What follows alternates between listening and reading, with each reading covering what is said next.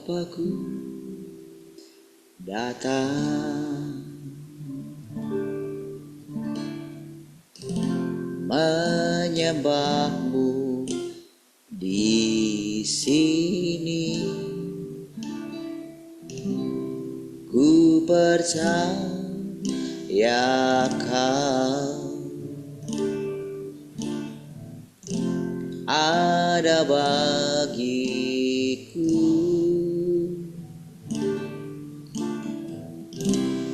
Bapakku datang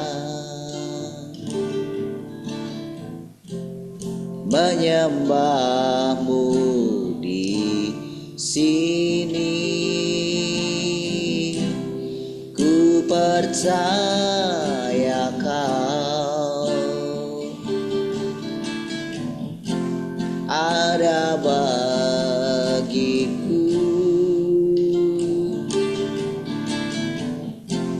Tak usah ku takut, sebab kau sertaku. Tak usah ku bimbang, kau di dalamku. Tak usah ku cemas, kau penghiburku. Saat ku lemah, kau kuatku.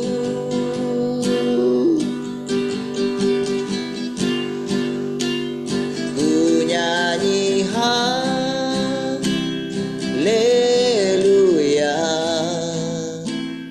ku nyanyi haleluya.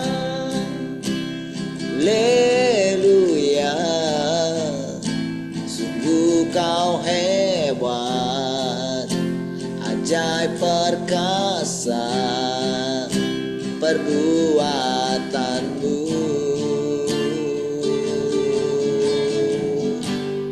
Di hidupku,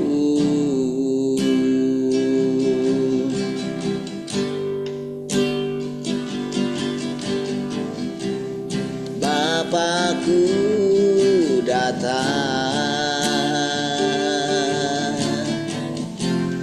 menyembahmu di sini. Ku percaya kau ada bagiku.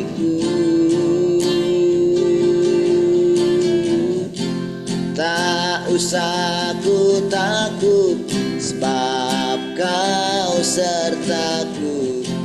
Tak usah ku bimbang, kau di dalamku. Tak usah ku cemas, kau penghiburku. Saat ku lemah, kau kuatku. Tak usah ku takut, sebab kau sertaku. Tak usah ku bimbang, kau di dalamku. Tak usah ku cemas, kau penghiburku. Saat ku lemah, kau kuatku. Nyanyi haleluya, ku nyanyi haleluya. Sungguh kau hebat, ajaib perkasa perbuatanmu.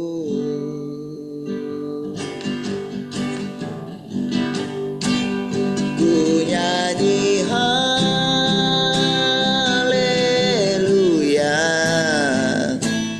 ku nyanyi haleluya.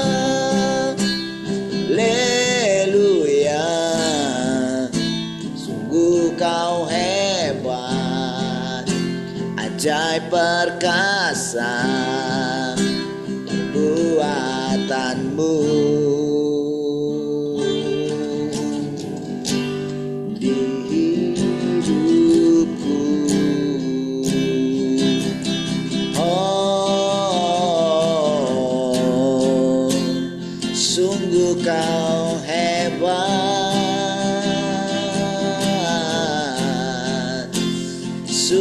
Kau dahsyat.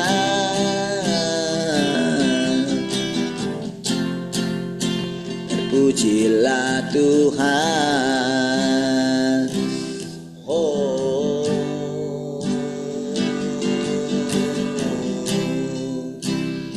kami datang di hadapan-Mu Tuhan. Kami datang memuji-Mu, memuliakan Engkau Tuhan.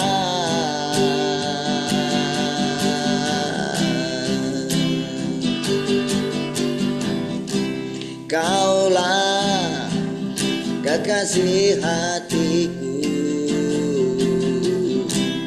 Kaulah pengharapanku. Lebih dari dunia ini, lebih berharga dari emas perak, lebih berharga dari harta dunia. Yesus, Kaulah segalanya.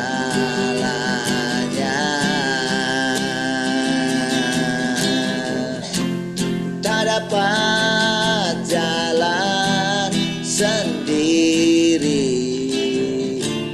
ku perlu Engkau selalu. Oh, ku tak dapat hidup tanpa-Mu. Hanya Engkaulah sumber kehidupan. Kaulah kekasih hatiku, Kaulah pengharapanku. Lebih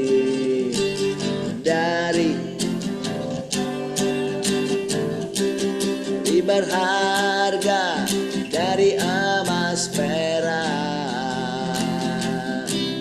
lebih berharga.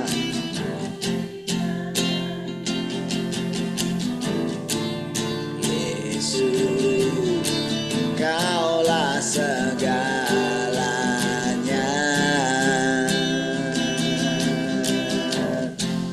Tak dapat jalan sendiri, ku perlu Engkau selalu. Oh, ku tak dapat hidup tanpa-Mu.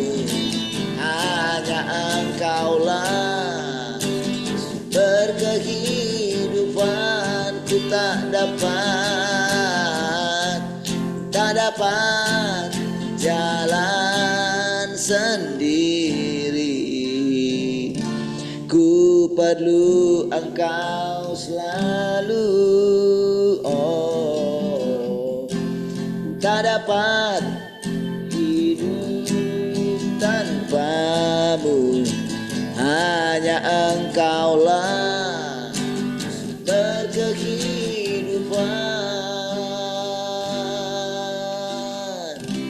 Kaulah kekasih hatiku, Kaulah harapanku. Lebih dari dunia ini, lebih berharga dari emas perak, lebih berharga dari harta dunia. Yesus, Kaulah segalanya.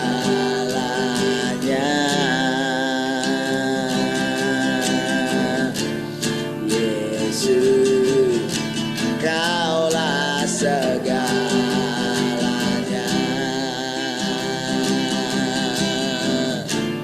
Yesus, Kaulah segalanya.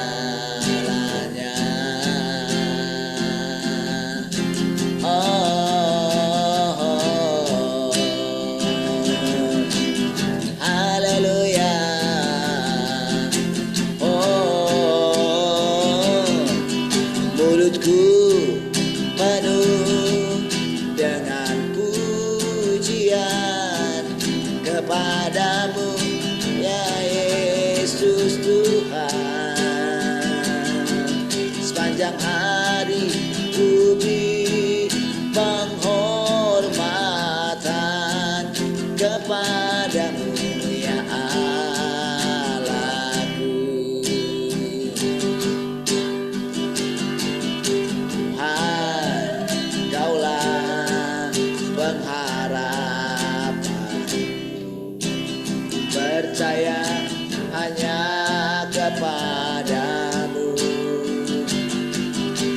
Yesus Allah perlindunganku, Engkau yang selalu ku puji. Mulutku penuh dengan pujian kepadamu, ya Yesus Tuhan. Sepanjang hari ku beri penghormatan kepadamu, ya mulutku penuh dengan pujian kepadamu, ya Yesus Tuhan. Sepanjang hari ku beri penghormatan kepadamu, ya sepanjang hari ku beri penghormatan kepadamu, ya sepanjang hari ku beri penghormatan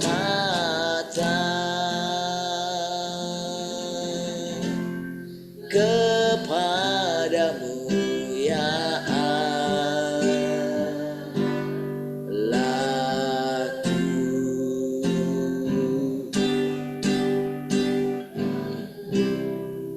Haleluya. Terima kasih Tuhan. Kiranya sepanjang hari mulut kami penuh dengan pujian bagi-Mu Tuhan. Terpujilah Tuhan. Haleluya. Mari silakan Tuhan mengajari kami lewat perkataan-perkataan-Mu. Haleluya. Mari semua yang mengasihi Tuhan sama-sama katakan amin. Baik, shalom semua. Selamat pagi.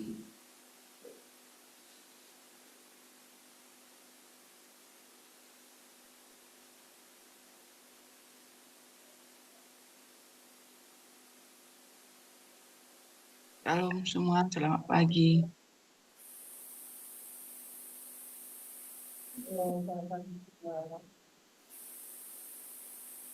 Shalom, selamat pagi semua.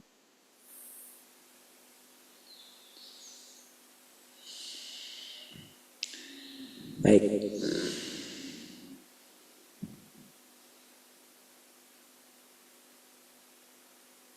Yang mau sharing pagi ini?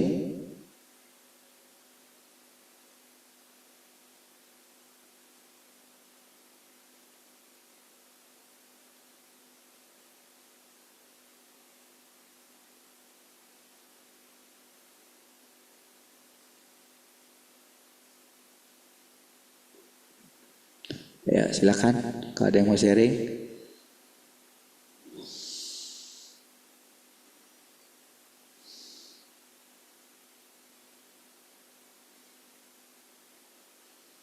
Enggak ada yang mau sharing?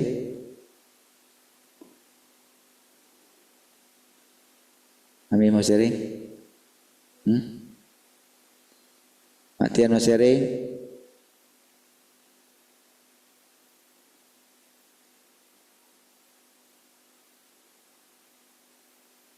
Shalom semua. Ya, shalom.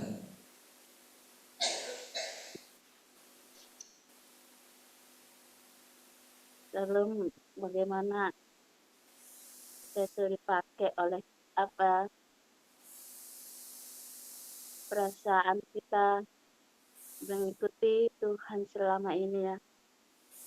berkat Tuhan itu boleh kita katakan kalau dulu berkat itu adalah uang apa, tapi berkat Tuhan itu yang kita rasakan selama ini adalah pengalaman-pengalaman kita bersama Tuhan.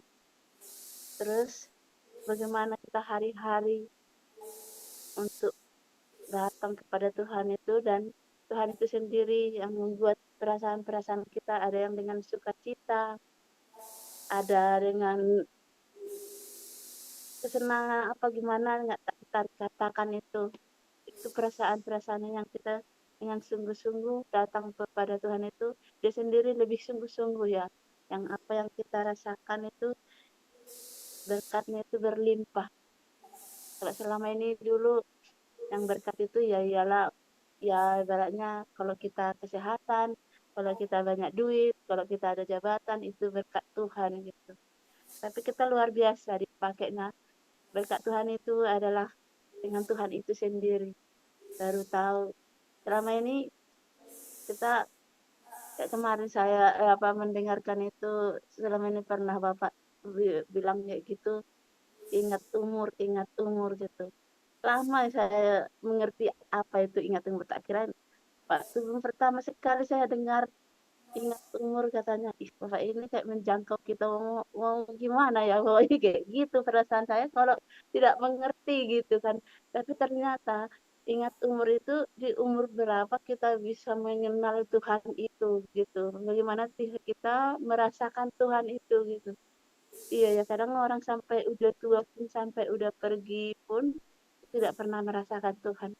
Tapi ini bahkan kayak seperti anak-anak kita bisa merasakan Tuhan, kayak di usia muda mereka. Jadi kayak kita pun diingatkan terus. Kayak baru saya udah mendengar-dengar bulan minggu apa bulan-bulan ini ya kan, ingat umur, baru di situ mengerti dengan bagaimana kita bertanya, gimana ya kok ingat umur? Kenapa ya Bapak itu bilang ingat umur? Saya selama ini mengatakan ingat umur. Apa jangkanya itu kan cuma berapa apa lagi kayak gitu. Saya nggak mengerti. Tapi dengan caranya Tuhan itu mengajari kita dengan pelan-pelan ingat umur. Oh, ternyata ingat umurnya yang dibilang seperti ini ya. Pikirku ya mendengar bagaimana kita merasakan Tuhan itu di umur berapa gitu.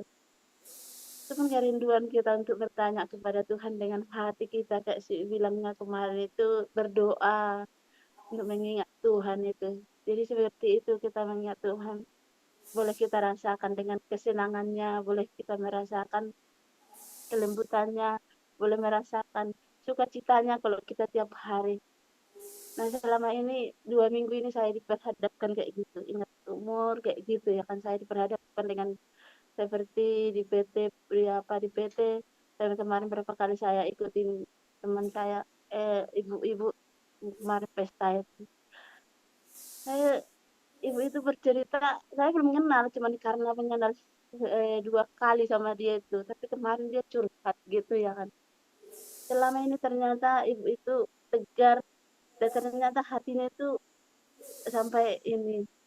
Terus dia bercerita sama saya, coba ya kok sekali apa sekali dia itu ada kasih Tuhan itu, tolong nasan Tuhan nih ada lagi sama sama kita ya, ada sama kita. Kenapa emang kok bisa kakak ngomong gitu? Aku bilang kayak gitu.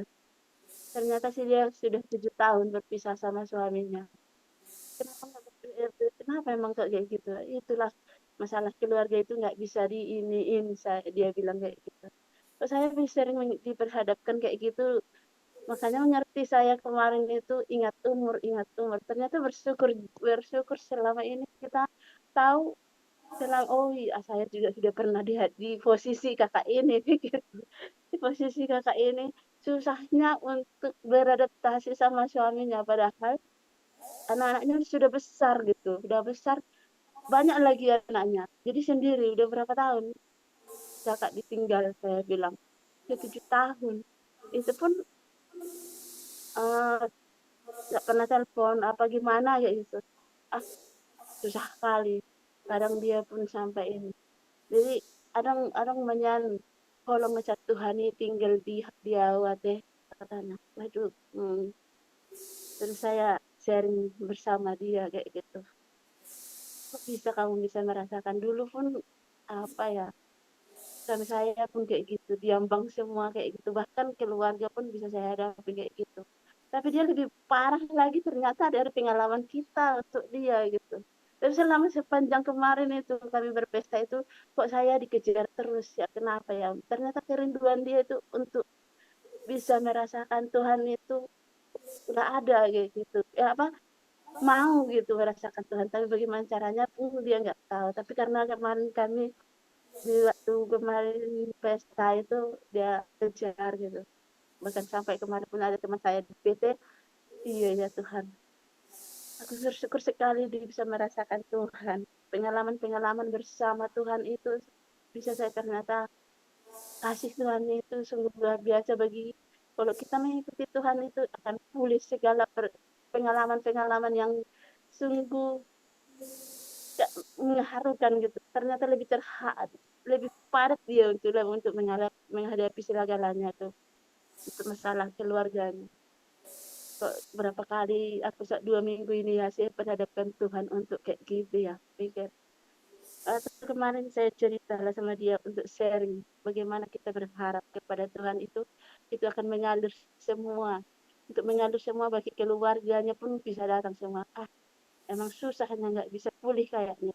Kan jangan katakan kayak gitu. Sekali mengatakan tarik nggak bisa pulih. Kalau kakak masih pulih sama keluarganya, saya sudah mengalami itu. Dan saya pun pernah dialami diambang pintu mau kan kata-kata yang nggak tidak mungkin pun udah keluar dari kata-katanya saya bilang kayak gitu. Tapi bagaimana Tuhan membuat hatinya nggak usah kita nasihatin, nggak usah kita bilang, cukup hanya kita datang kepada Tuhan itu sudah luar biasa. Tuhan itu memulihkan semuanya saya bilang gitu. Bahkan semua pun kalau saya bertemukan juga ada di teman kerja sama walaupun mereka gitu kan yang seberang gitu. Seharusnya dia nggak bercerita kepada saya masalah dia juga. Tapi Tuhan tunjukkan kita berbicara bagi dia itu iya ya. Di mana kita berjalan aliran-aliran Tuhan itu, aliran-aliran kasihnya itu dia bisa orang merasakan lewat kita. Itu yang saya alami lewat bagaimana mereka untuk iya ya Kak, kalau bisa bagaimana kita caranya? Ya, yang saya terangkan bagi mereka ya kayak gitu. Tapi Tuhan pakai kita kemanapun berjalan, asal kita itu udah datang kepada Tuhan. Karena itu bersyukur sekali. Mungkin kalau kita selama ini sedikit lah kita ini apalah artinya. Tapi kita sangat bersyukur bagaimana berkat Tuhan itu sendiri ada pada kita untuk mengalirkan bagi orang-orang banyak. Bahkan untuk sampai di sana pun di titik puncak pun bisa kita berkata-kata kalau udah Tuhan izinkan. Salam.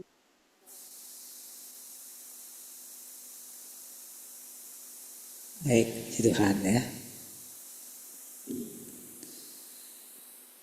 Ingat umur katanya gitu. Bisa diterangkan ya dengan caranya Tuhan gitu ya.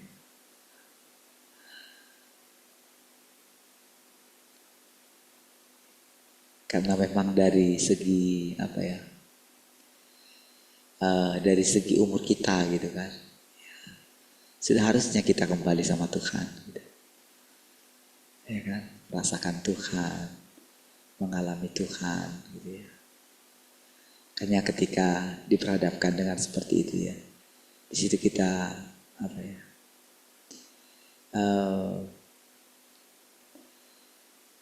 kenapa dulu saudara perkataan itu muncul gitu ya? Karena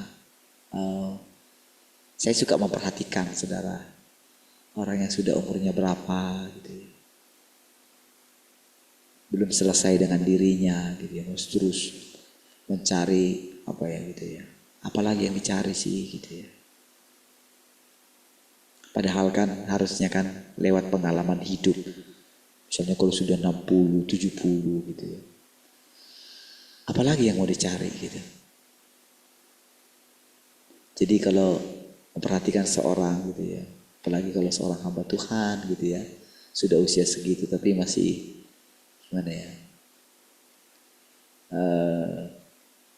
padahal mungkin sudah dicapai dia semua gitu, apalagi sih yang mau diraih gitu ya. Padahal kan pastilah gitu. Kalau sudah dicapai pun Apa sih bahagianya sih? Kan sebentar aja gitu. Apa sih yang mungkin sudah diraihnya gitu?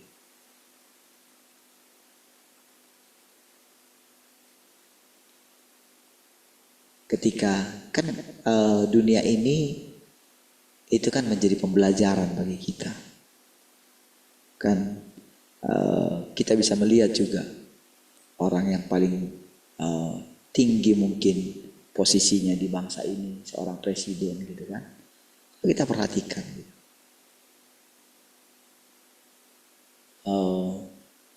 Dan itu semua jadi apa gitu ya, jadi contoh gitu, jadi bisa melihat semua orang gitu. Semua sekarang kan orang ngomong dulu gak seperti itu loh dia, ada yang sampai itu 8 tahun saya mengikutinya nih gitu ya, 8 tahun yang lalu gitu misalnya kayak gitu. Dari sejak awal mereka membela gitu kan, wah rasanya mereka sampai dikatain orang mungkin basar-basar gitu ya. Itu semua pada ngomong saudara. Karena apa yang ditunjukkan belakangan ini, dulu saya kenal mereka sederhana, enggak anak-anaknya tidak ini bisnis segala macam, tidak memikirkan tentang pemerintahan. Kan semua itu kan terlihat dengan jelas. Kok bisa sekarang seperti itu? Jadi bahan bulian gitu kan. Dan memang apa ya, kalau perhatikan gitu, kasihan sekali di akhir daripada masa jabatan, sementara presiden-presiden yang lain gitu kan, itu masih bisa dikatakan soft landing lah istilahnya. Bahkan sekarang itu mungkin ya mungkin mereka gak lebih baik dari dia gitu, tapi sekarang ini orang pada memuji gitu, malah memuji yang dulu gitu. Bahkan orang mengatakan, wah ini dibandingkan dengan semua presiden mau yang manapun gitu, ini lebih parah. Padahal tadinya nggak seperti itu.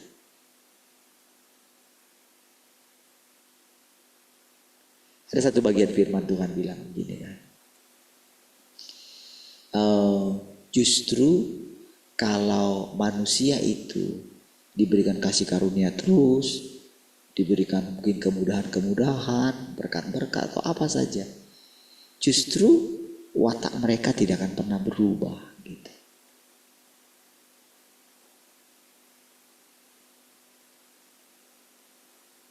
Justru dengan ketika manusia itu menderita, dihajar, justru disitulah mereka akan mengalami perubahan watak. Disitulah artinya mereka akan ditaklukkan. Justru disitulah mereka baru mengenal Tuhan. Karena Tuhan ketika ingin menyelamatkan manusia, jadi dia itu memang benar-benar jadi manusia gitu.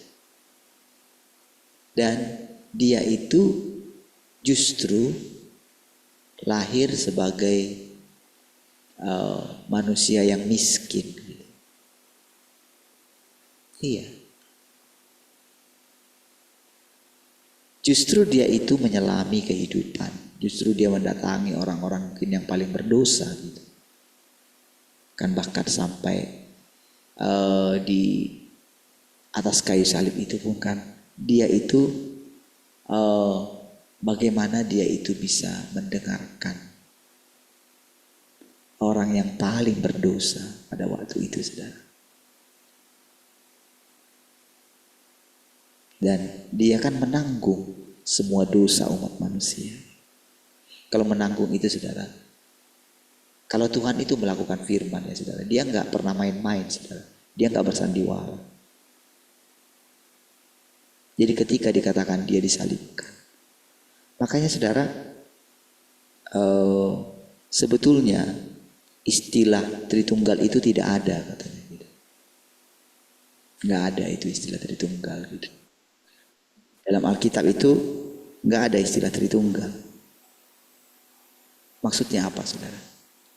Jadi Yesus dan Bapa yang di sorga itu bukan dua pribadi yang berbeda. Mereka satu, sama dengan Tuhan yang Maha Kuasa, sama dengan Yahweh gitu.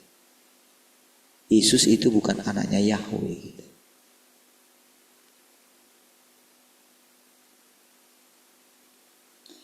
Mereka satu. Makanya Yesus mengatakan Allah kita itu Esa. Jadi ketika dia menjalani hidupnya sebagai manusia, Yesus itu adalah tubuh manusianya, gitu. Tubuh yang menampung kealahan itu. Tapi sepenuhnya yang menjalani hidup itu adalah Allah itu sendiri. Makanya dikatakan, makanya nggak tepat dibilang Tritunggal gitu.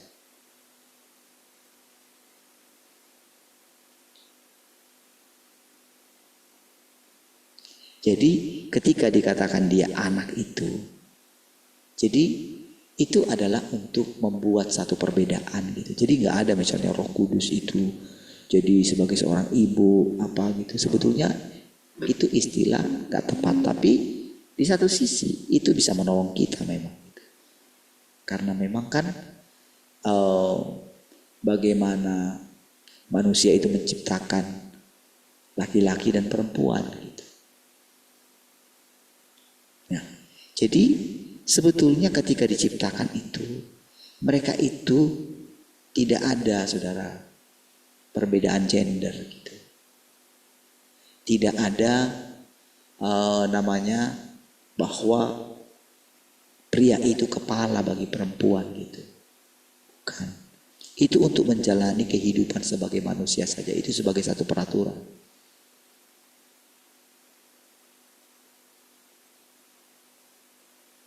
Jadi dari sejarah panjang perjalanan manusia barulah akhirnya sekarang kita mengerti. Nggak ada gender gitu. Kenapa sekarang dia datang sebagai perempuan gitu? Nggak ada masalahnya. Oh kenapa harus? Kenapa nggak laki-laki? Karena memang di sorga itu tidak ada laki-laki dan perempuan. Nggak ada. Jadi itu pada waktu itu adalah supaya manusia itu berkembang biak gitu sebetulnya. Supaya banyak dia gitu. Melahirkan daging gitu kan. Supaya banyak casing-casing, kira-kira seperti itu sebetulnya. Jadi apa yang di muka bumi ini sebetulnya gambaran daripada apa yang ada di alam roh gitu.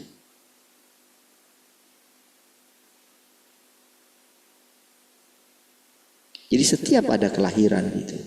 Setiap ada kelahiran itu, jadi sebetulnya sorgalah yang menentukannya. Makanya kehidupan sekarang itu, saudara, itu adalah kita ini sebetulnya adalah lanjutan daripada kehidupan manusia sebelumnya. Jadi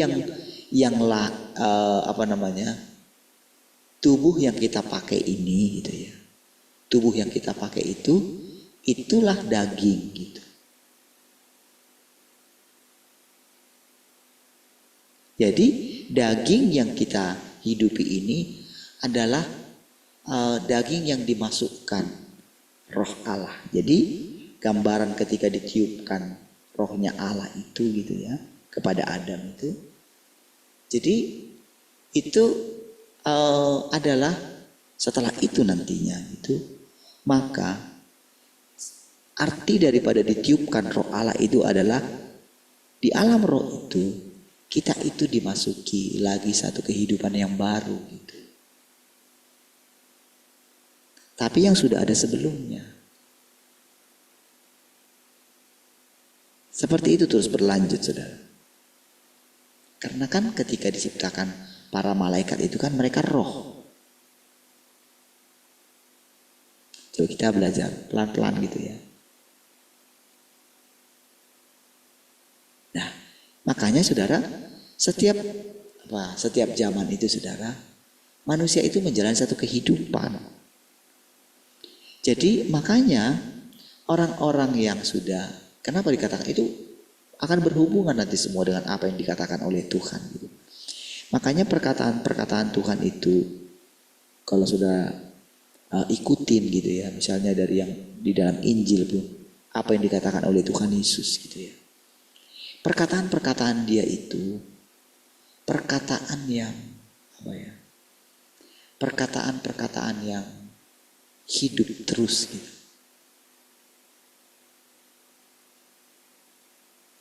Perkataan-perkataan yang akan kita apa ya? Jalani berikutnya dan Tuhan akan terangkan kepada kita, Saudara. Perkataan-perkataan itu, Saudara. Perkataan itu adalah jalan gitu. Seperti saya katakan tadi, Saudara. Seperti saya katakan tadi, bagaimana Tuhan Yesus itu satu gitu. Baik dengan Tuhan yang Maha Kuasa itu. Jadi mungkin sulit bagi kita mengertinya gitu. Kok bisa sih? Karena memang dia berjanji, Saudara. Yang dikatakan sama seperti kedatangannya yang pertama.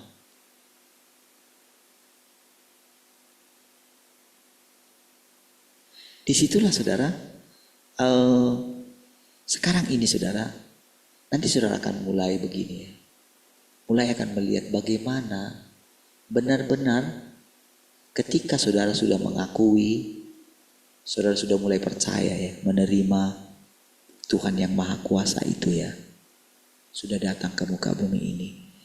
Saudara akan benar-benar diajar sendiri oleh dia.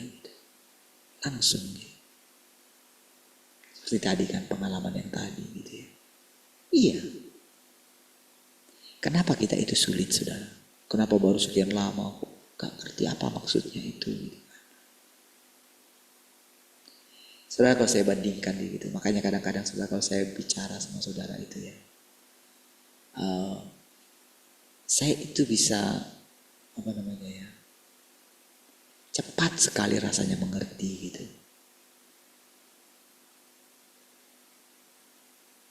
Cepat langsung nangkap apa yang mau dikatakan oleh Tuhan gitu. Cepat sekali rasanya saya itu bisa gitu ya, dengan cepat gitu bisa mengerti. Jadinya kadang-kadang perkataan saya itu saya bisa mengerti, kadang nggak bisa Saudara tangkap. Makanya kadang-kadang saya sering bilang begini, perhatikan baik-baik ya. Tahu nggak Saudara, ketika saya bilang seperti itu, di situ saya benar-benar merasakan pas ngomong kayak gitu. Di situ saya benar-benar merasakan Tuhan itu mau ngomong satu yang baru gitu. Bahkan saya pun belum mengerti gitu. Itu jadi ketika momen seperti itu, ketika saya bicara seperti itu. Jadi ada sesuatu di dalam diri saya ketika mengucapkan perkataan seperti itu gitu ya. Benar-benar Tuhan akan mengucapkan satu perkataan yang benar-benar rahasia gitu. Sebelum saya mengucapkan kepada Saudara, di dalam diri saya itu sudah seperti ada suatu gini. Wow gitu.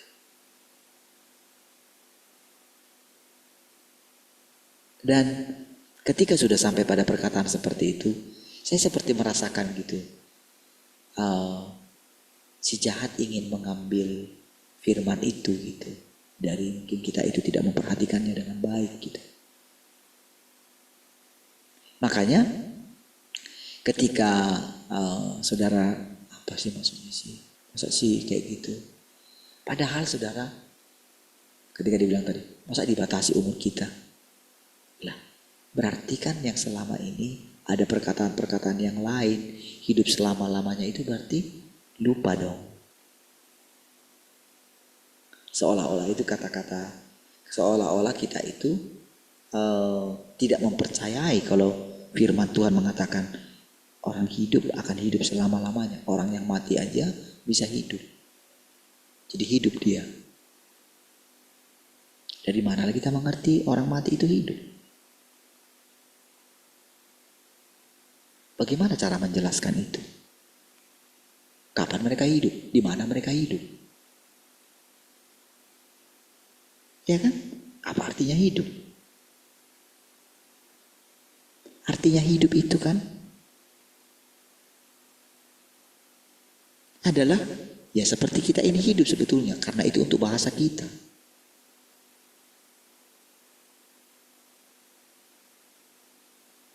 Itu jadi satu perkataan itu saja, satu perkataan hidup aja, itu sudah banyak sekali pengertiannya.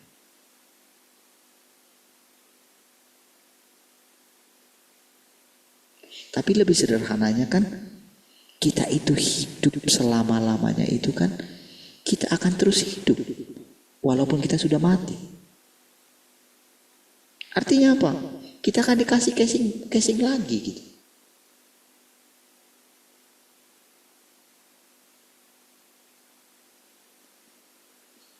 Berarti kan setiap orang-orang kudus yang sudah tidak ada gitu kan, bersama nggak punya tubuh ini lagi gitu. Suatu saat kan manusia ini kan berubah terus. Kan akan semakin banyak saudara orang-orang sekarang inilah saudara. Kan kita tahu saudara, bagaimanalah kita itu saudara dikatakan sebelum kita itu, waktu kita masih dalam kandungan ibu kita sudah dipilih oleh Tuhan. Gimanalah kita mengerti itu saudara? Gimana caranya kita mengerti?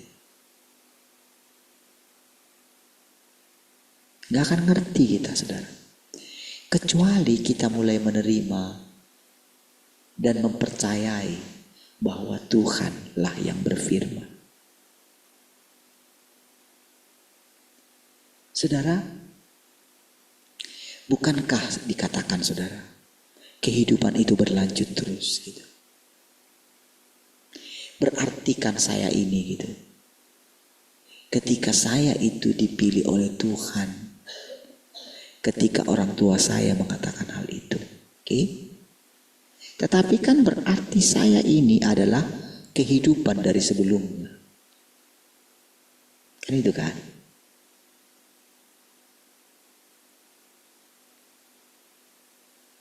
Berarti kan saya membawa satu kehidupan yang sebelumnya. Gak harus dari nenek moyang saya. Kan secara acak nanti diambil kehidupan itu selanjutnya. Makanya ketika ada orang yang dulu misalnya dari orang tua kita, dari nenek moyang kita di atas, dia punya hutang katanya gitu. Di waktu kehidupan dia dulu kepada si A gitu. Katanya gitu kan? Maka nanti orang itu karena dia punya hutang akan menjadi akan menjadi orang, misalnya contohnya dia akan menjadi anak seseorang yang akan lahir.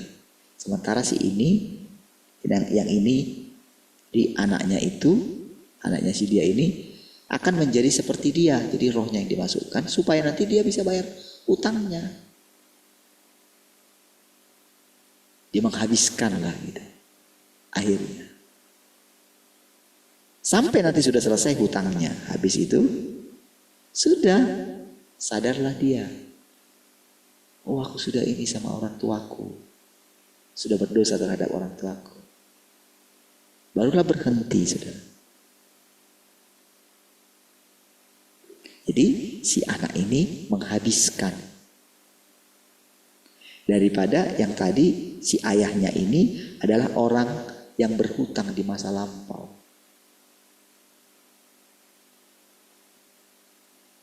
Jadi penyempurnaan itu terus berlanjut. Tapi walaupun demikian saudara, kan kita menjalani kehidupan kita bebas. Kan gak perlu saya tahu. Untuk apa saya perlu tahu siapa saya di kehidupan sebelumnya? Gak perlu kan. Tapi satu hal saudara, kita dipilih oleh Tuhan, berarti kan sudah ditetapkan saudara. sudah ada satu ketetapan untuk garis hidup kita yang terus berlanjut.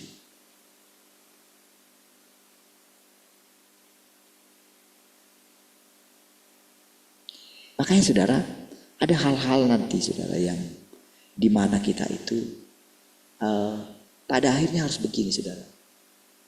Jangan berontak gitu terhadap apa yang sedang kita jalani. Makanya tepat tadi nasihat tadi, sudah, gak usah lagi ngomong apa-apa. Kan karena Pak Tian sudah punya pengalaman seperti itu kan. Ini pengalaman, wah tadinya udah gimana gitu. Bisa dimarahin, bisa apa gitu kan. Awal-awalnya itu kan.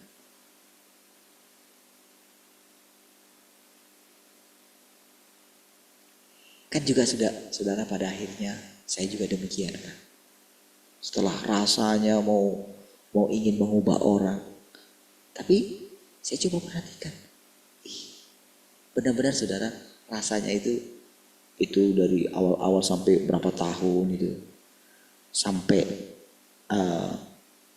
kira-kira berapa tahun yang lalu, 3 tahun yang lalu itu kan yang saya bilang saudara. Disitulah saya benar-benar saudara kayak ya sudah. Disitulah saudara baru benar-benar saudara harus menjalani satu kehidupan di mana untuk menyelamatkan diri sendiri pun kita tidak bisa. Iya. Disitulah saudara secara perlahan ambisi-ambisi kita itu mulai hilang. Tetapi justru ketika kita itu mulai, coba saudara ingat-ingatlah.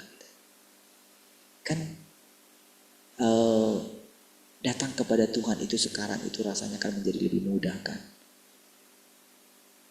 Apalagi kalau Tuhan tunjukkan ya cerita anak-anak kita gitu ya. Makanya saya sampai bisa saudara beberapa belakangan kalau saudara perhatikan apa yang disampaikan anak-anak kita di youth itu yang saya sampaikan sama saudara. Karena mereka benar-benar mengalami Tuhan lebih mudah rasanya saudara. Ingatlah kita dulu saudara, betapa ketatnya dulu kita. Bahkan saudara dulu kan kita sampai setiap hari kan. Gimana dulu kita mendengarkan tuntunan. Ingat gak dulu? Betapa berjuangnya kita dulu saudara. Iya kan? Sampai kita bahasa roh, sampai apa gitu. Sampai kita paksa diri kita untuk berbahasa roh gitu kan. Untuk mengkondisikan diri kita itu lepas daripada yang jahat kan gitu kan. Ingatlah. Belum lagi di zaman kita RTM lagi saudara. Lihatlah betapa ketatnya kita saudara. Misalnya ada boneka-boneka, ingat gak dulu saudara? Makan ini, jangan makan ini, jangan makan itu gitu kan. Jangan pergi ke sini, jangan pergi ke situ. Lihat betapa banyaknya peraturan-peraturan kita dulu.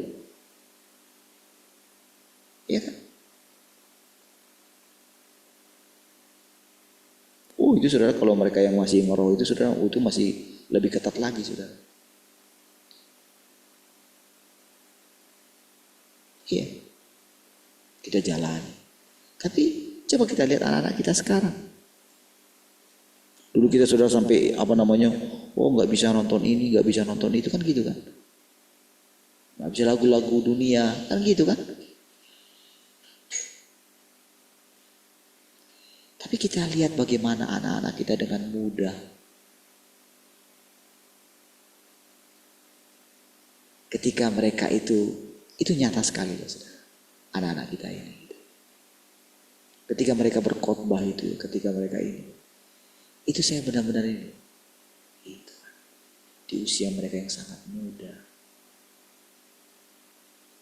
Sudah bisa bicara setenang itu. Hebat. Iya. Dan khotbah mereka itu bukan kayak orang misalnya kalau dulu kan kita itu kayak ada namanya latihan berkhotbah kan, diajar dulu gitu. Iya.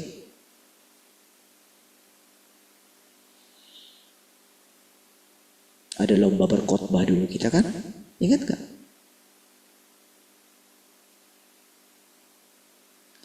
Ini tapi bagaimana mereka itu saudara? Dengan sendirinya. Mereka bisa berkhotbah. Dan khotbahnya itu saudara. Itu benar-benar hidup saudara. Iya. Kenapa hidup?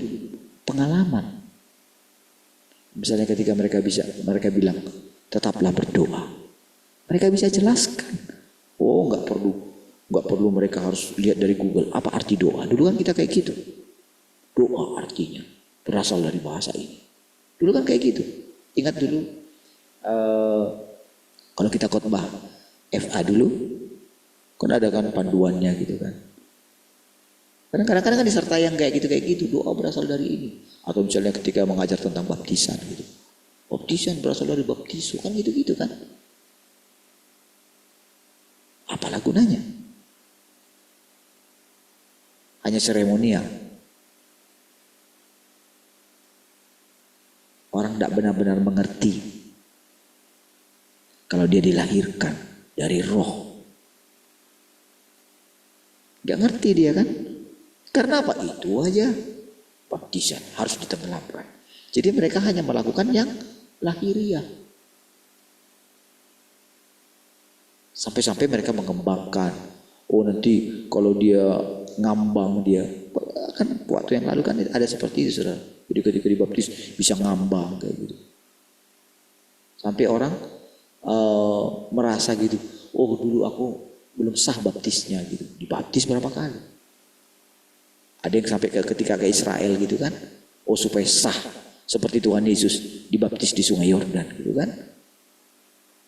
Mereka mengeluarkan sertifikat baptisan Sungai Yordan gitu. Coba. Apa artinya? Gak ada gunanya sama sekali kan. Sementara anak-anak kita mengajar tentang berdoa misalnya. Dia praktekin. Dia ngalamin gitu loh. Tuhan, buatlah kayak gini Tuhan. Aduh Tuhan jangan saya sampai dulu. Ada teman saya yang sampai. Jadi dia sampai membayangkan gitu. Jangan sampai nanti Tuhan. Jadi dulu ada teman dia yang. Teman Cika itu yang pembaca proklamasi gitu kan. Di tahun yang lalu gitu. Jadi sampai pingsan gitu. Padahal cuma baca laki-laki lagi. Waduh, kami waktu itu malu kali. Gitu. Sampai katanya gurunya, sampai istrinya Pak Kim itu sudah kipas-kipas gitu kan. Laki-laki lagi. Pingsan di tengah lapangan. Tugasnya apa lagi? Cuma baca proklamasi. Dia bilang sama Tuhan, Tuhan, jangan nanti saya sampai kayak gitu, sampai nanti pingsan di ini.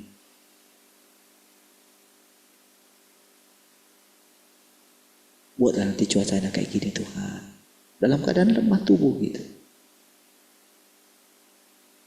Semua yang dikatakan itu dijawab sama Tuhan hari itu juga. Nah coba gimana lah. Manalah yang hidup. Orang yang mengkhotbahkan doa itu adalah hubungan dengan Allah.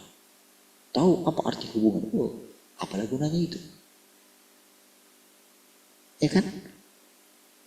Dibandingkan dengan seorang yang menceritakan tentang bagaimana dia berdoa selama 2 minggu inilah katanya kayak gitu. Diceritakan semua. Diceritakan tentang bersukacita senantiasa.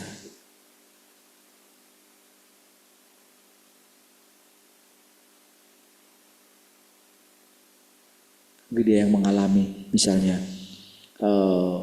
tiba-tiba dia macam murah macam mukanya gitu. Saya kan pernah tegur gitu kan. Tiba-tiba aja. Kenapa mau? Saya kan kalau udah kayak gitu, saya marah. Kenapa mau? Gak bisa kayak gitu.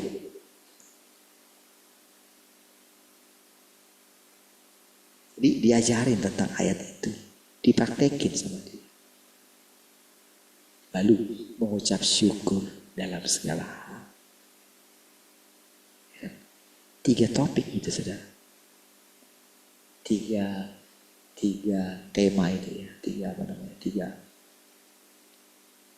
kalimat itu.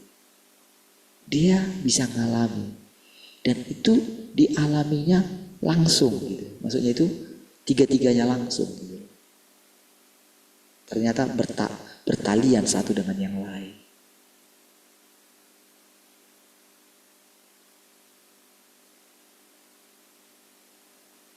Dan dijelaskan, kalau ada kian rekaman itu, kalau saudara dengarkan ini, saudara akan perhatikan, bukan kayak seorang anak remaja gitu yang ngomong.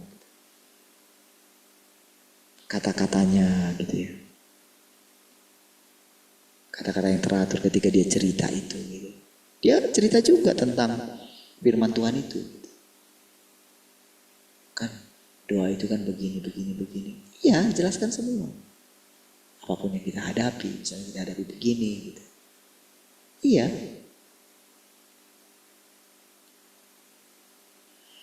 Tapi saudara, saya itu mulai ingat-ingat gitu. Kenapa saya bisa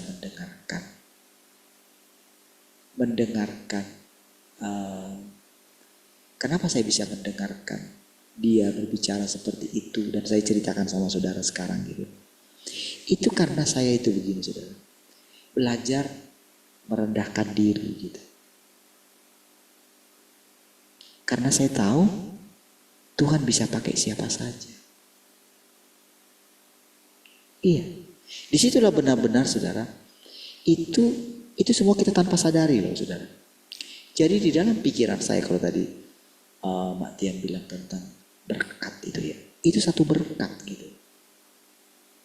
Di mana kita bisa mendengarkan siapapun, mau siapapun dia.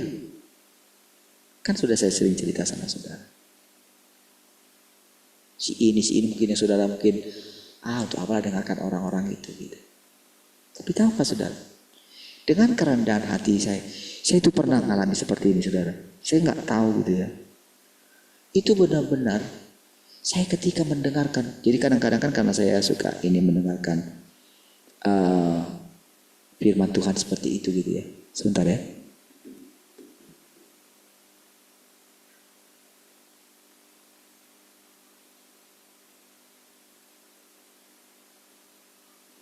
Jadi kadang-kadang saudara, karena saya sering mendengarkan itu, saya kadang-kadang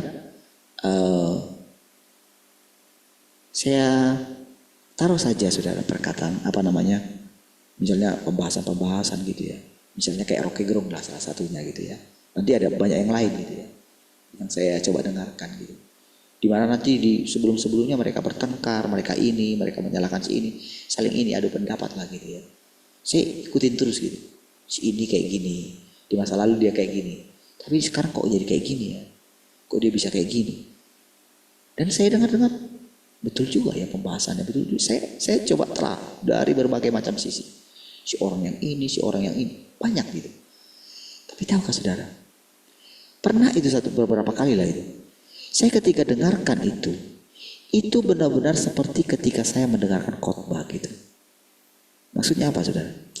Jadi ketika dia berkata-kata itu, saya seperti merasakan, kalau dulu gitu saya bandingkan gitu, seperti merasakan hadirat Tuhan.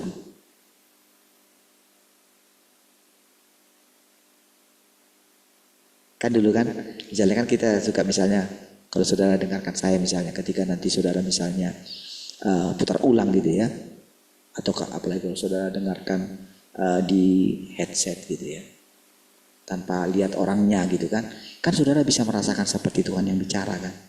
Saudara merasakan ketenangan, saudara merasakan kasih Tuhan, saudara merasakan damai, saudara merasakan kehidupan, saudara merasakan seperti dalam hati saudara itu seperti gimana gitu.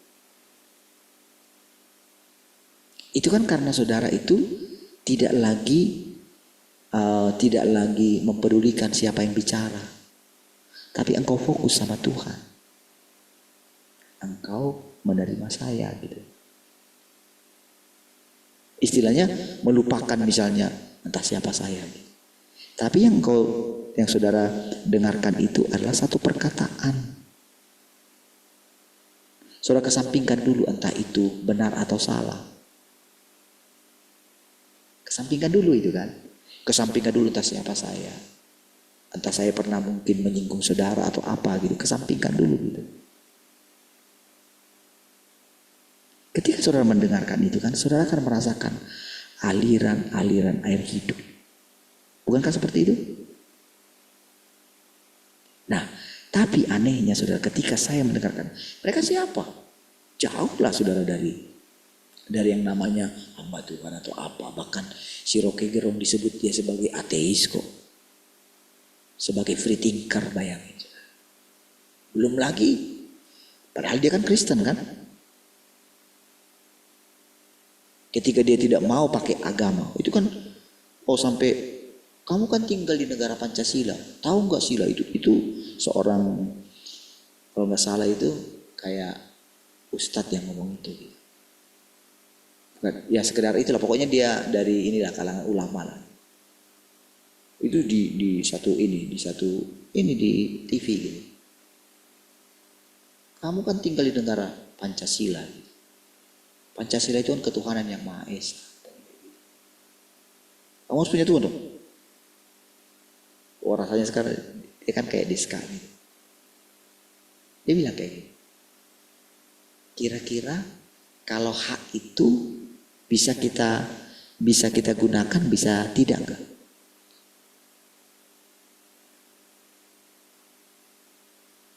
Itu hak. Hak menjalankan kepercayaannya itu hak.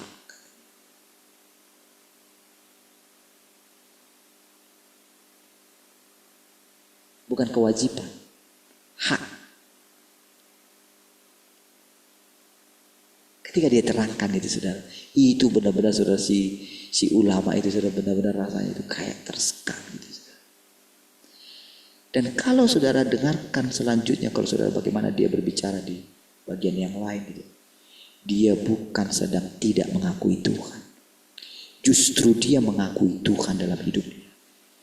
Tapi bukan Tuhan seperti yang dimaksud oleh orang-orang beragama. Dia muak dengan orang-orang beragama. Makanya setiap kali saudara jawaban-jawaban dia itu benar-benar jawaban-jawaban yang di luar pikiran manusia biasa. Yang orang anggap dia free thinker. Iya.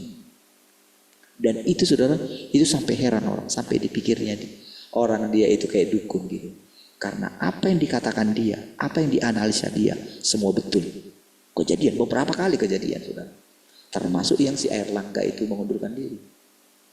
Itu yang lebih ngerinya, si Rocky Gerungnya ini diundang di pertemuan Rapimnasnya Golkar. Dia diundang. Yang undang dia si Airlangga. Bayangkan saudara, Rocky Gerung bilang, itu di depan Airlangga. Sebentar lagi, Bapak akan diamputasi oleh Jokowi. Iya, itu saudara si Airlangga yang merah di mukanya dia keluar. Saudara. Kenapa kamu keluar? Kenapa Bapak keluar? Bukannya Bapak yang undang saya di sini. Gitu di depan loh. Pendeta mana berani bicara kayak gitu? Ada kira-kira pendeta berani bicara kayak gitu depan umum? Supaya kita tahu gitu. Nabi mana? Ada kita tahu nabi yang berani bicara kayak gitu depan umum? Taunya menjilat.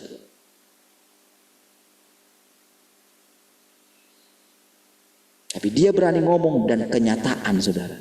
Sehingga saudara media itu saudara kalau saudara lihat. Itu dimunculin saudara. Dan dia saksikan itu. Saya pikir. Gak berani dia ngomong. Itu di depan. Gak ada takutnya dia ngomong. Ada presenter yang mencoba ini dia kayak pembawa acara gitu. Ini acara saya gitu. Dia songong sekali saudara. Kamu keluar katanya kayak gitu kan. Ada yang satu disuruh. Ya keluar gitu. Si Asega gitu.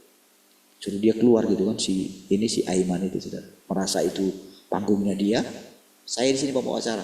Bapak kalau tidak ini, saya sini ini. Bapak keluar sih. Bapak yang undang saya loh. Ini nggak bisa kayak gini katanya kayak gitu. Izinkan saya ngomong dulu. Dia pun ngotot nggak mau keluar juga. Depan umum. ketika waktu dikasih. Itu hebat sekali. Sekarang, sekarang kita dengarkan. Saya kasih waktu sekarang. Pak Rocky Gerung ngomong. Tahu saudara Pak Rocky Gerung bilang gimana? Anda kasih saya waktu berapa menit katanya? Berapa menit? 4 menit? Oke, 4 menit waktu saya. Sekarang waktu 4 menit ini saya kasih sama dia. Sama Pak Asegap tadi saudara. Oh itu saudara. Itu tapi kan sudah muka ini kan. Ketawa dia saudara si pembaca si Aiman. Itu lagi kejadian pas di situ saudara. Saya kasih waktu saya. Kan Anda kasih saya waktu kan? 4 menit kan? Sekarang saya kasih waktu sama Bapak itu. Itulah waktu saya yang kamu berikan sama saya kasih sama dia.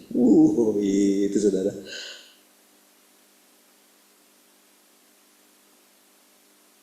Saudara, kalau kita berkaca tadi kepada bagaimana hidup sekarang yang kita jalani, kira-kira menurut saudara, orang yang dianggap orang bertingkah, bisa nggak kira-kira kalau dia itu di kehidupan sebelumnya adalah seorang nabi? Coba pikir.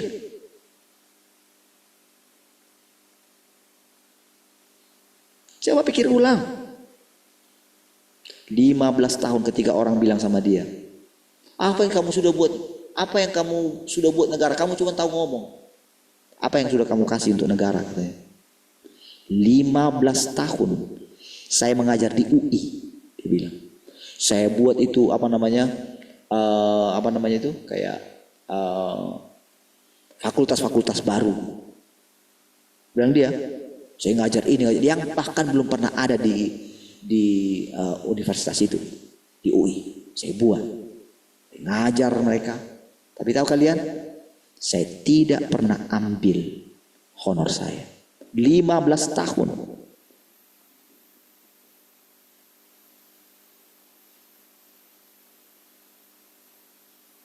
Saya sumbangkan. 15 tahun loh. Belum lagi saya ngajar di sekolah, saya ngajar di ini. Semua itu apa namanya di sekolahnya Mega Institute gitu, saya ngajar di situ. Saya ngajar di sekolah tingginya apa namanya ABRI segala macam gitu saudara. Saya sekuat gitu. Iya petinggi-petinggi yang sudah sekarang berdiri itu saya ngajar di situ.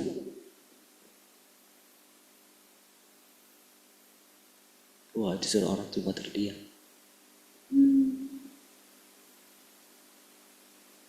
Dia bilang masalah dulu saya apa namanya? Kalian sudah hebat sekarang misalnya dulu. Dulu kami bicara kayak gini, polisi datang berdiri di atas meja.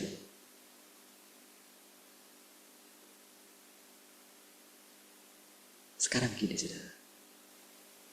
Berarti kan, saya sudah bilang tadi sama saudara. Ada nabi-nabi kan yang ngomongnya kalau saudara lihat di YouTube itu saudara. Apa yang diomongin? Omongnya taunya itu aja, bencana akan datang tahun ini, itu aja. Nabi katanya dia.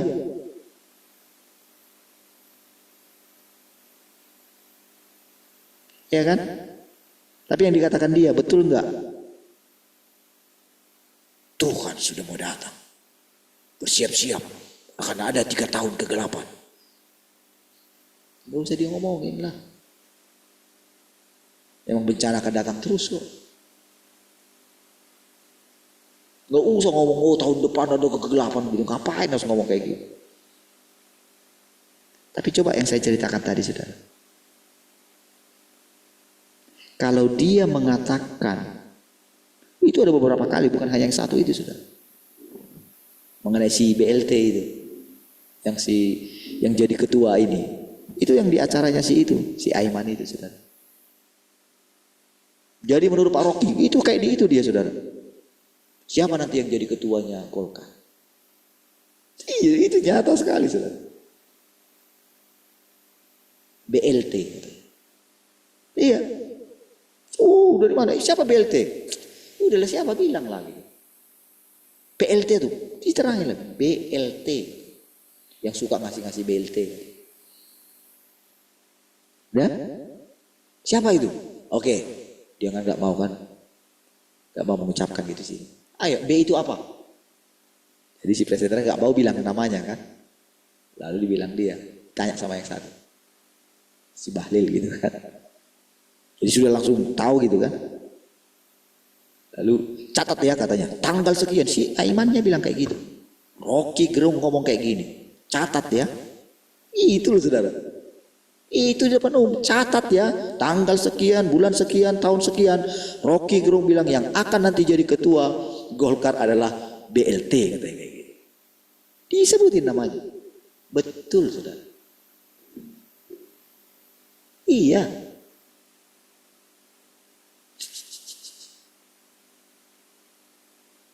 Asli.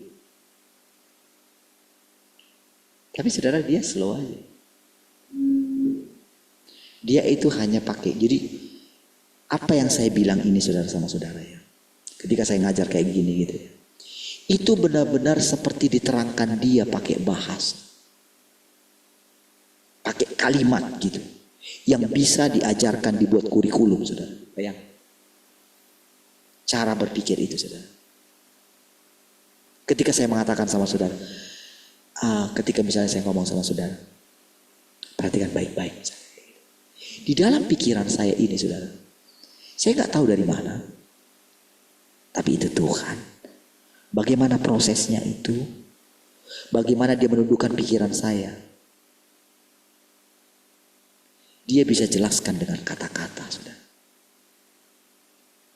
Iya sehingga orang gak bisa ini dia saudara.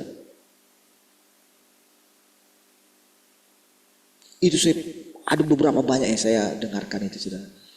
Karena saya itu ketika saya mengajar saudara gitu ya. Ketika saya mengatakan nundukkan diri saya sama Tuhan. Ketika saya mengatakan saya menerima kedaulatan Tuhan dalam hidup saya. Saya menerima kedatangan Tuhan yang kedua kali.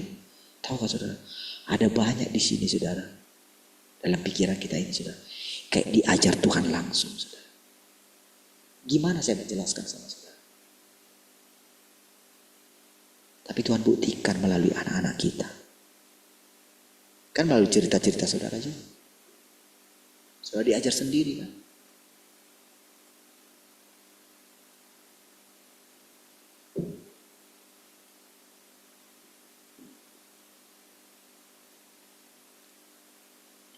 Contoh yang sederhana juga. Anak kita Yabes gitu. Rasanya kita pikir gagal pergi ke sana gitu kan. Sudah ini gitu. Kita gak pernah terpikir bagaimana di Lampung. Kita gak tahu. Tapi coba lihat penyediaan Tuhan. Coba lihat. Uang kosnya bisa kayak gitu. Bagaimana untuk ibadah dijemput, akhirnya dikasih transport gitu. Coba ada di rumah itu yang dia penginjil juga tinggal di rumah. Coba bayangin.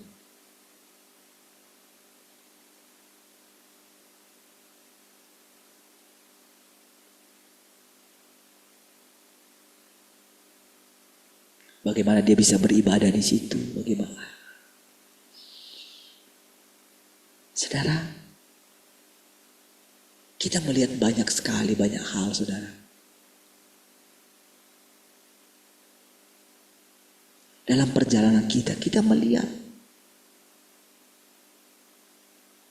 Iya, kata ceritakan sama kita. Nyata sekali saudara. Saudara ketika saya berani menceritakan tadi ya. Yang seperti itu. Saya sebetulnya awalnya itu saudara. Saya tidak berani sebutkan nama. Kayak tadi kan saya gamblang menyebutkan nama-namanya gitu kan.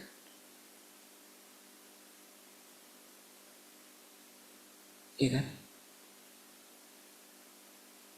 Mungkin saudara karena tidak ada di posisi saya.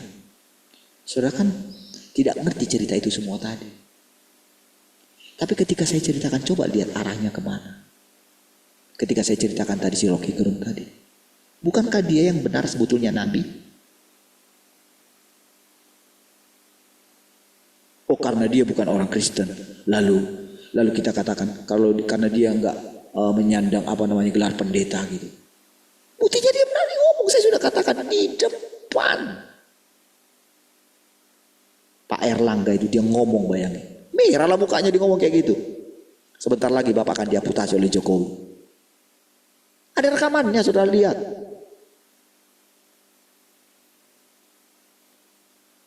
Pendeta mana berani bicara kayak gitu? Coba saudara lihat. Nabi mana berani bicara kayak gitu? Coba, nabi Kristen lah. Ada yang berani bicara kayak gitu? Atau saudara lihat nabi dari misalnya yang berani lah, ulama-ulama yang berani misalnya di ini. Ada yang berani ngomong kayak gitu? Terbukti saudara. Beberapa itu terbukti semua.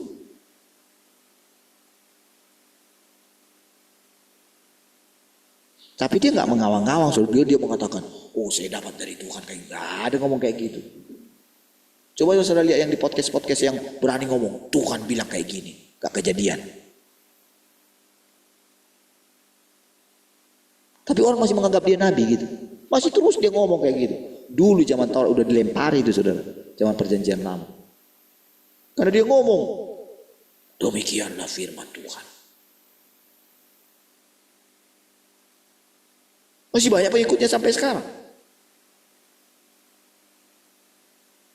Berarti kan orang itu kan mengikuti dukun dong gitu. Tapi titelnya hamba Tuhan.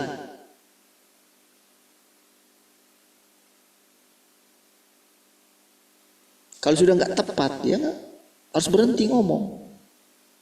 Lalu coba bandingkan dengan yang tadi. Kira-kira menurut saudara. Seperti yang saya terangkan tadi. Kira-kira logika aja lah. Jangan-jangan di kehidupan sebelumnya Rocky Gerung itu adalah nabi. Sederhana aja saudara berpikirnya, logikanya aja. Kenapa rupanya? Apa masalah? Ada masalah bagi saudara? Toh ingat siapa kita? Emang siapa kita? Seperti saya katakan sama saudara, emang saya siapa? Emang hebatnya apa saya? Sesudah saya melakukan sesuatu baru saya dipilih Tuhan? Tidak kan? Ya kan? Ketika saya dipilih Tuhan dalam waktu muda, saya sudah jadi hamba Tuhan gitu. Sudah full time gitu. Kalau saya lihat perjalanan saya begitu cepat, saya nggak bisa bicara. Saya mana tahu khotbah. Saya nggak ada dilatih dulu. Oh cara berkhotbah nggak ada, saya dulu dilatih. Ngomong aja langsung.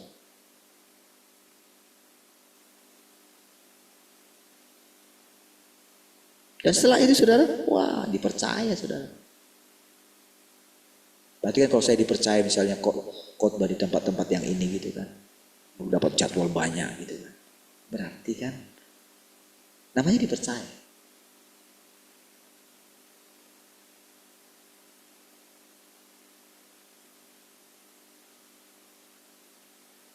Tapi kalau kita ingat siapa diri kita, emang siapa kita, emang siapa saya. Ketika misalnya bisa mendoakan orang segala macam, emang siapa tadinya? Disitulah saudara, disitulah kita mulai melihat Tuhan tidak bisa dibatasi oleh agama apapun. Disitulah kita melihat tembok-tembok agama itu runtuh. Iya. Waktu kita bisa menerima orang lain. Saya sudah katakan tadi sama saudara, ketika saya dengar itu saya bisa seperti yang saya katakan. Saudara bisa mendengarkan saya. Misalnya tidak ada ini kan, saudara dengarkan ulang. Saudara kan benar-benar seperti merasakan hadirat Tuhan kan. Tapi coba saudara bayangkan apa yang saya alami. Saya mendengarkan mereka ada banyak itu saudara, entah dari siapa saja saudara. Saya merasakan seperti yang saudara rasakan ketika saudara mendengarkan saya. Atau dulu contoh misalnya ketika kita dengar Pak Andreas gitu. Ya kan? Jangankan isi khotbahnya, saya mandang dia aja, saya nggak mikir apa yang dia ngomong, tapi dalam hati saya merasakan hadirat Tuhan. Saya bisa lihat itu, tapi sudah lewat tuh. Aduh, Mami kok gak ngomong sih? Iya, sudah hebat kan? Beliau 6. Baiklah saudara. Dari kesaksian yang tadi saudara, yang diceritakan tadi itu saudara. Mari saudara. Ini anugerah sama kita. Ini berkat sama kita. Mari salurkan bagi siapapun. Jangan takut. Waktu kita itu berani bicara firman Tuhan. Berani buka mulut kita. Mengatakan sesuatu. Dan kita berani mengalaminya. Maka di mana-mana orang akan merasakan Tuhan. Akan melihat Tuhan itu sendiri. Dan eskalasinya akan meningkat. Mari kita berdoa. Terima kasih Tuhan, kami bersyukur untuk persekutuan ini. Segala kemuliaan bagi-Mu Tuhan. Sekarang sampai selama-lamanya. Terpujilah Tuhan. Haleluya. Mari semua yang mengasihi Tuhan sama-sama katakan amin. Baik, puji Tuhan semua.